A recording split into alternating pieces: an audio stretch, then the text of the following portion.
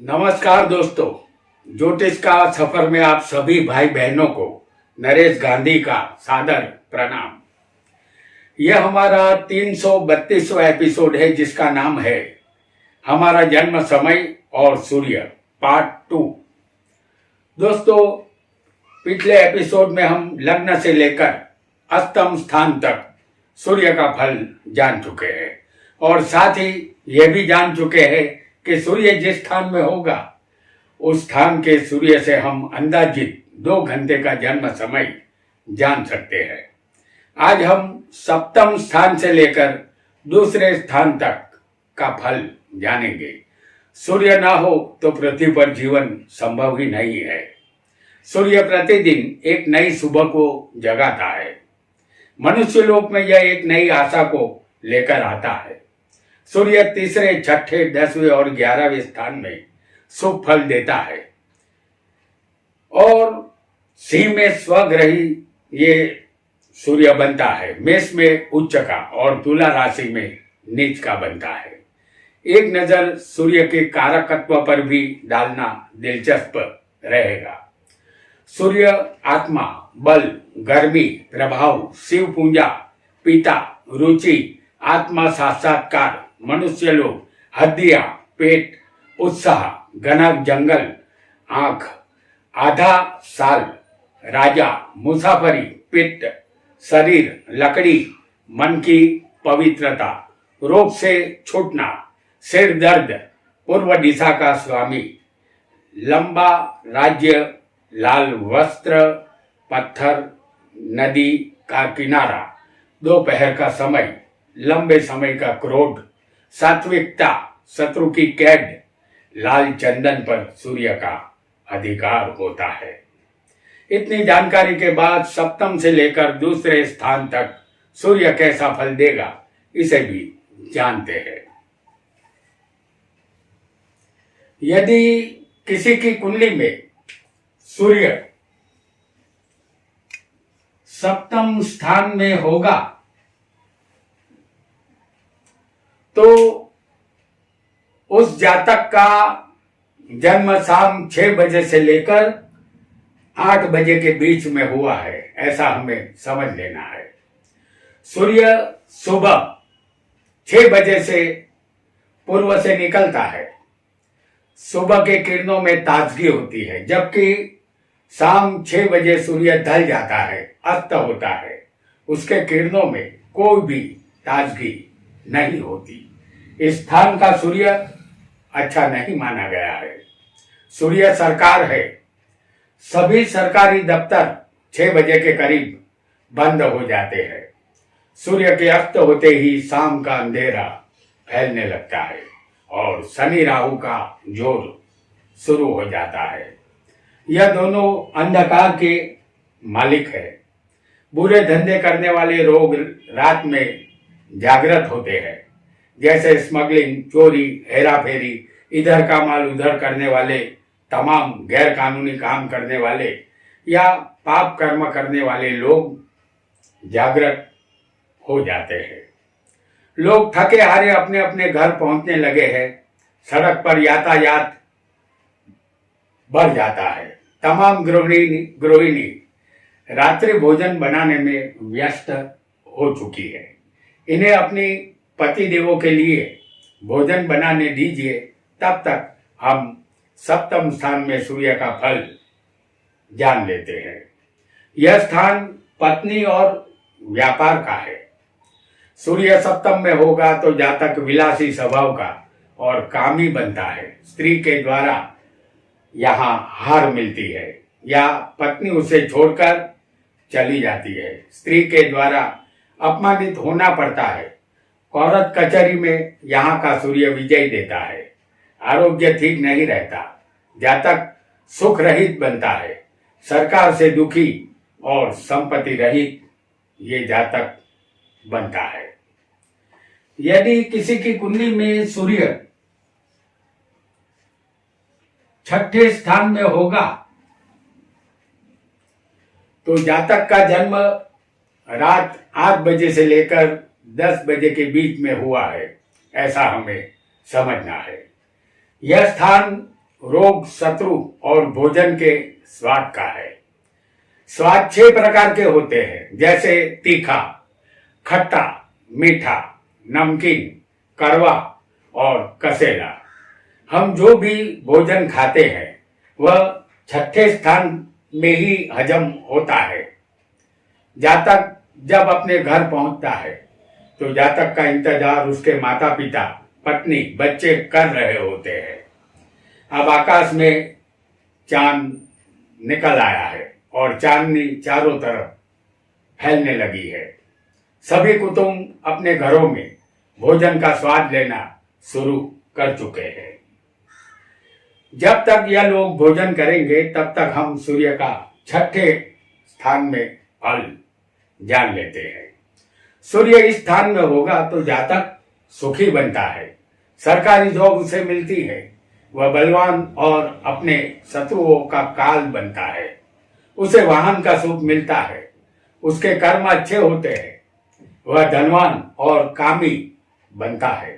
जातक को छोटी या बड़ी सत्ता अवश्य मिलती है, जातक प्रसिद्धि हासिल करता है, मान सम्मान और शोहरत वह अवश्य हासिल करता है।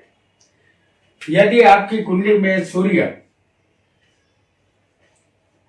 पंचम स्थान में होगा तो जातक का जन्म रात 10 बजे से लेकर 12 बजे के बीच में हुआ है, ऐसा हमें समझना है। यह स्थान संतान, विद्या और कला क्षेत्र का है। सभी लोग भोजन करके अपनी पेट की आग बुझा चुके हैं। रात धीरे धीरे आगे बढ़ने लगी है। अब सड़कों पर चहल पहल कम हो गई है।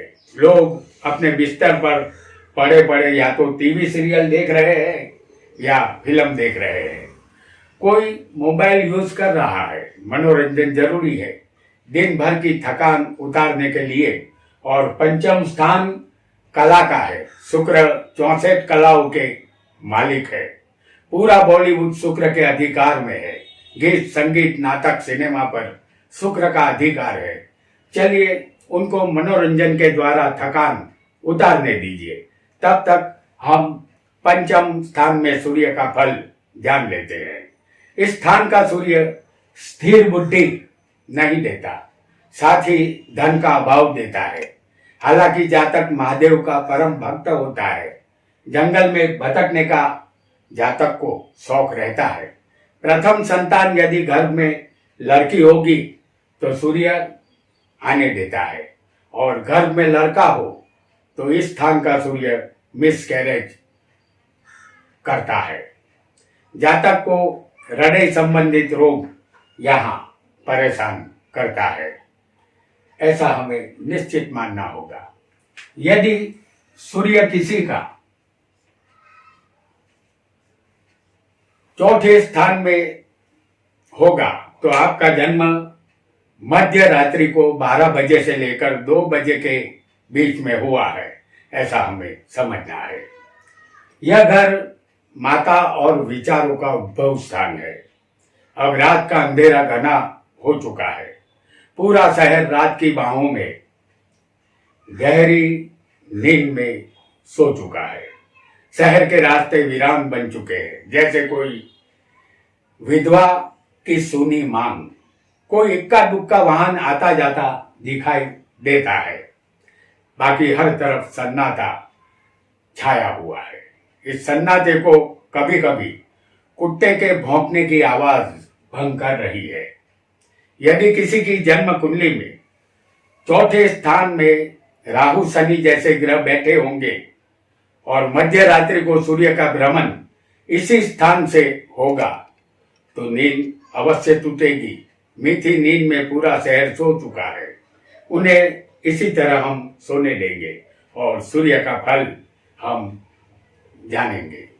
सूर्य चौथे होगा तो आपको धन और वाहन का सुख नहीं मिलेगा। स्थान का सूर्य सुखहीन बनाता है। पैतृक धन संपत्ति का आपके हाथों नाश होगा। हृदय रोग की संभावना यहाँ बनेगी। उच्च का या स्वग्रही सूर्य यहाँ शुभ बनेगा। उच्च का सूर्य मेष में होता है और स्वग्रही सूर्य सिंह राशि का होता है। सूर्य यहाँ मानसिक अशांति देता है, मित्रों का सुख नहीं मिलेगा। गुद विद्या या मंत्र शास्त्र में रुचि आपको रहेगी। यदि सूर्य आपकी कुंडली में तीसरे स्थान में होगा तो जातक का जन्म रात में 2 बजे से लेकर 4 बजे के बीच में हुआ है, ऐसा हमें समझना है। यह स्थान पराक्रम और मेहनत का है। काली रात अभी भी आगे लगातार बढ़ रही है। रात 2 से 4 का यह समय ब्रह्म मुहूर्त का होता है। ऐसे में कुछ ही लोग बिस्तर का त्याग करके उठ पाते हैं। कुछ लोग ऐसे पवित्र समय में उठकर तारा स्नान करते हैं, अपने शरीर को नहा धोकर पवित्र कर लेते हैं, बाद में भगवान की पूजा अर्चना में लग जाते हैं। उनका मन भगवान में लग जाता है, क्योंकि अभी भी लोग गहरी नींद में सोए हुए हैं और माहौल शांति का है। 2 से 4 के बीच हम जो भी कार्य करेंगे उसमें हमें फायदा ही मिलेगा। हमने देखा है कि कुछ बच्चे जब परीक्षा का समय होता है तब सुबह 3 बजे उठकर पढ़ाई करना शुरू कर देते हैं। उन्हें पढ़ा हुआ सब कुछ याद रह जाता है। इसका कारण ब्रह्म मुहूर्त का समय है।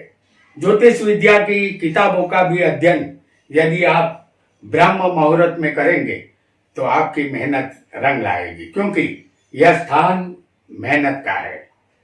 तो आप मेहनत करते रहिएगा, तब तक हम सूर्य का तीसरे स्थान का फल जान लेते हैं। सूर्य तीसरे होगा तो जातक धनवान बनता है, उसे पत्नी और संतान का सुख मिलता है। धीरज का गुण उसमें होता है, भाई बहन के सुख में कमी रहेगी। जातक तेजस्वी और पराक्रमी बनता है। अपने रिश्तेदारों को जातक धिक्कारता है। लिखावट पत्र या दस्तावेज से प्रतिष्ठा भंग होने का इशारा यह सूर्य करता है, ऐसा निश्चित समझना है। यदि सूर्य किसी की कुंडली में दूसरे स्थान में होगा तो जातक का जन्म रात्रि में 4 बजे से लेकर 6 बजे के बीच में हुआ है, ऐसा हमें समझना होगा। यह स्थान कुटुंब और धन का है। अंधेरा अभी भी मौजूद है। इस समय यदि हम आकाश में पूर्व दिशा में देखेंगे तो हमें सूर्य तो नजर नहीं आएगा, लेकिन शुक्र अवश्य नजर आएगा। इस शुक्र को सुबह का तारा भी कहते हैं। रात को 9 बजे यह शुक्र पश्चिम में दिखाई देता है और सुबह होने से पहले यह पूर्व में दिखाई देता है। अब सभी लोगों की नींद पूरी होने वाली है। कुछ ही देर में सब लोग जाग जाएंगे, काली रात चली जाएगी और दिन का उजाला फैल जाएगा। कुछ ही देर में जब सुबह के 6 बजेंगे एक नया सूर्योदय होगा जो एक नई आशा लेकर आएगा। क्या एक नई सुबह होगी? क्या कोई ऐसी सुबह भी होगी जिसमें सभी लोग सुखी होंगे, दुख का नामो निशान नहीं होगा, सबके पास धन हो, घर हो और खाने के लिए अनाज हो? चलिए, ऐसी सुबह आए ना आए, सूर्य अब रोज की तरह आकाश में निकलने वाला है और सबको अपने अपने काम धंधे पर लग जाना है। हम काम पर जाए इससे पहले दूसरे स्थान में सूर्य का फल जान लेते हैं। सूर्य इस स्थान में धन वाहन का सुख नहीं देता। पत्नी और संतान का सुख भी कम ही मिलता है। पिता की संपत्ति से कोई हिस्सा जातक को नहीं मिलता, या मिलता भी है तो इतना कम कि जातक खुद उसका त्याग कर देता है। धन पाने के लिए जातक को अति परिश्रम करना पड़ता है। चेहरे पर कोई रोग होता है जो परेशानी का सबब बनेगा। अपनी पिछली जिंदगी में जातक लोहे का या तांबे का धंधा करके धन कमाता है और सुखी बनता है। तो दोस्तों, आज हमने कुंडली में सूर्य किस अंदाजित समय को बताता है यह जाना, साथ ही सूर्य के फल को भी समझा। अगले एपिसोड में फिर मिलेंगे, क्योंकि ज्योतिष का सफर अभी जारी है। आप बने रहे हमारे साथ। आपका बहुत बहुत धन्यवाद।